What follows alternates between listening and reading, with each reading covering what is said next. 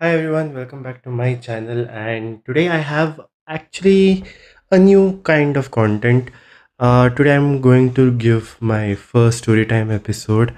This is because I had an experience and I really wanted to share with you guys that experience. Right. So usually, how do we spend our New Year? Ever since I've moved out of my parents' home, what has happened is I've usually spent it with my friends or colleagues, celebrating by staying up until midnight, maybe partying after that and stuff like that. But almost half a decade later, I've gotten a chance कि मैं अपने parents and spend my New Year's with them. So this is the story of that time. And इस साल I spent it with my parents, and at the same time I wasn't awake at 12 midnight. I was actually fast asleep क्योंकि अगले दिन मुझे जल्दी उठना था, and it was very important that I woke up early the next day. So this is that story. So welcome. Christmas break आ रहा था, and I really did not want to waste my vacation days, you know. So we were bouncing off ideas घर पे कि कहाँ जाए इस बार.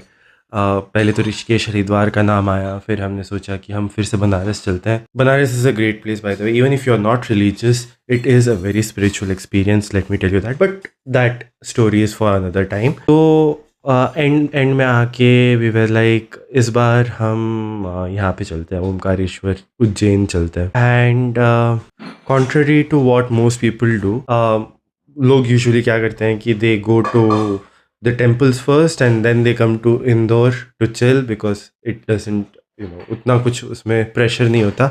But we chose to do the opposite of it. Although बहुत सारे जो ड्राइवर हमें मिले या जो होटल वाले लोग थे, उन लोगों ने बोला कि ऐसा मत कीजिए, आप थक जाओगे, फिर आप मंदिर में खड़े नहीं रह पाओगे, बहुत लंबी क्यू रखती है, आधा दिन लगता है, 8 घंटे लगते हैं, 6 लगते. तो they told us that and we could not change our plans at the last moment because हमने already जो भी होटल्स वगैरह थी वो ऑलरेडी बुक कर रखी थी. तो अभी एंड में आके जो ऑर्डर ऑफ इवेंट्स है उसको चेंज करना आउट ऑफ क्वेश्चन था. If you, by the way side bar, if you travel during this Christmas week, तुम्हें पता है कि कितनी ज़्यादा भीड़ थी हर जगह पे. And the same thing happened when we travelled as well. Airport आते आते इतने लोग थे वहाँ पे, both are home airport and as well as Indore airport. धीरे धीरे थोड़ा सा रिग्रेट हो रहा था कि शायद घर से निकलना was a bad idea.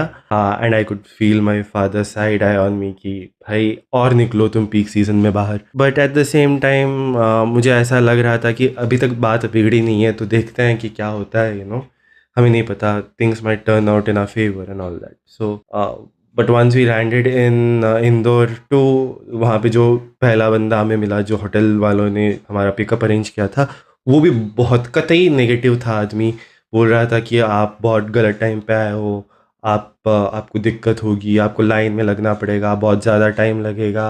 And जो हमने इतनी ज़्यादा प्लानिंग कर रखी थी ना कि एडवांस में कि हम यहाँ पे जाएंगे फिर वहाँ से यहाँ जाएंगे, जो सारे हमने कैलकुलेशंस कर रखी थी, वो अभी विशफुल थिंकिंग लगने लगी थी.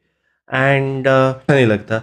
सो I was we were a little taken aback कि अरे did we do the wrong thing, है ना. दैट सेड मेरे मन में था कि अभी तक कुछ बिगड़ा नहीं है, तो जब तक बिगड़ता नहीं है तब तक मन खराब नहीं करना है, राइट. एनीवे, हमने बहुत सारी लिस्टें बना रखी थी कि हमें यहाँ यहाँ जाना है. राजवाड़ा पैलेस था इंदौर का, वहाँ पे लाइट शो था. फिर ओमकारेश्वर, वहाँ पे बोटिंग थी. मामलेश्वर, महेश्वर, उज्जैन, महाकाल लोक वगैरह हमने प्लान कर रखा था कि हम यहाँ यहाँ जाएंगे. जो हमने इतना ज़्यादा प्लान कर रखा था ना कि जाएंगे करेंगे, ऐसा होगा वैसा होगा, वहाँ आते आते ऐसा लगने लगा कि शायद हो पाए ना हो पाए, पता नहीं. अभी तो सिर्फ ऐसा लग रहा है कि उम्मीद भगवान के ऊपर छोड़ना पड़ेगा बेसिकली, है ना.